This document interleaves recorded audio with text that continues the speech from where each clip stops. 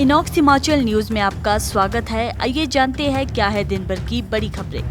हिमाचल में 100 स्कूलों पर ताला, 120 स्कूलों को किया मर्ज। मंडी में फिर बिगड़े हालात, बादल फटने से मची तबाही, 3 की मौत, 1 लापता। सेब के बाग काटने के विरोध में गरजे किसान, बागवान सचिवालय के बाहर चक्का जाम। नवोदय भर्ती परीक्षा में नकल कांड, 7 अभ्यर्थियों पर चार्जशीट, मास्टरमाइंड की तलाश जारी। ऊना में स्कूली बस पलटी, 2 बच्चे घायल, अभिभावकों में गुस्सा।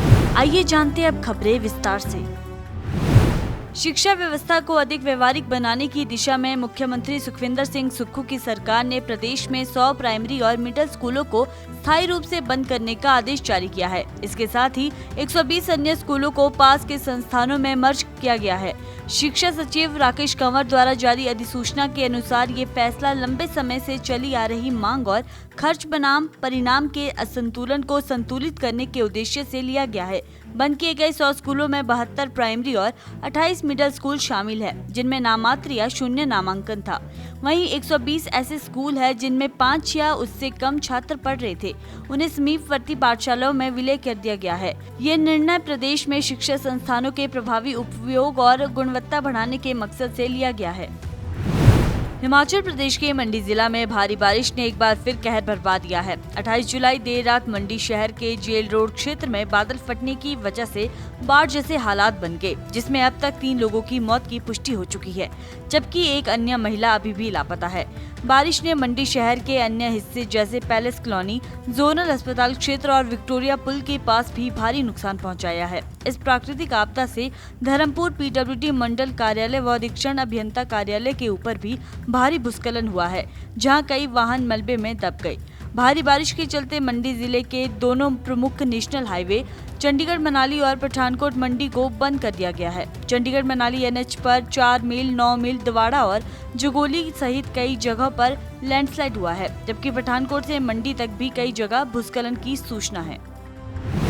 हिमाचल किसान सभा और सेब उत्पादक संघ की अगुवाई में 29 जुलाई को किसानों और बागवानों ने शिमला स्थित सचिवालय के बाहर जोरदार प्रदर्शन किया। प्रदर्शनकारी 3 प्रमुख मांगों के साथ सरकार से सीधा संवाद चाहते हैं।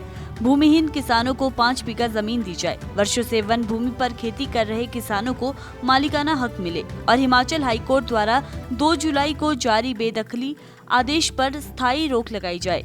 सेब उत्पादक संघ की राज्य कमेटी के सदस्य संजय चौहान ने कहा कि मानसून के दौरान बड़ी संख्या में सेब के पेड़ काटने से भूस्खलन और मिट्टी के कटाव का खतरा बढ़ जाता है, जो हिमाचल जैसे भूकंपीय और पारिस्थितिक रूप से संवेदनशील क्षेत्र के लिए बेहद खतरनाक है। किसानों ने मांग की कि सरकार बेदखली और पेड़ों की कटाई जैसी नीतियों पर पुनर्विचार करे और उन्हें जमीन का अधिकार दे। नवोदय विद्यालय समिति की गैर शिक्षण पदों के लिए हुई भर्ती परीक्षा में नकल प्रकरण की जांच में अहम मोड़ आया है। शिमला पुलिस ने इस हाई प्रोफाइल केस में अपना पहला आरोप पत्र अदालत में दाखिल कर दिया है। चार्जशीट में 7 अभ्यर्थियों को आरोपी बनाया गया है, जिनमें से 3 को पहले ही जमानत मिल चुकी है, जबकि 4 अब भी न्यायिक हिरासत में है।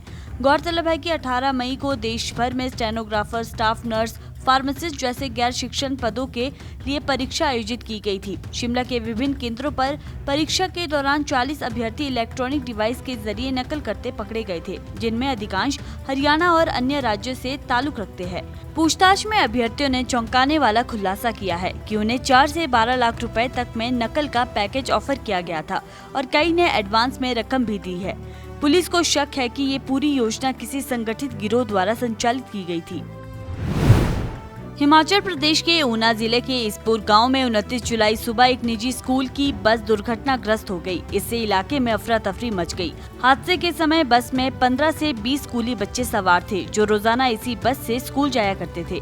बताया गया कि बस एक मोड़ पर अनियंत्रित होकर सड़क किनारे पलट गई। हादसे में 2 बच्चों को चोटें आई है और जिन्हें अस्पताल में भर्ती कराया गया, जहां उनकी हालत खतरे से बाहर बताई गई। दुर्घटना ने अभिभावकों के बीच डर और गुस्से का माहौल पैदा कर दिया है। मौके पर पहुंची पुलिस ने घटनास्थल का निरीक्षण किया और स्कूल प्रशासन ने बस की फिटनेस, ड्राइवर की योग्यता और अन्य सुरक्षा मानकों को लेकर पूछताछ शुरू कर दी है।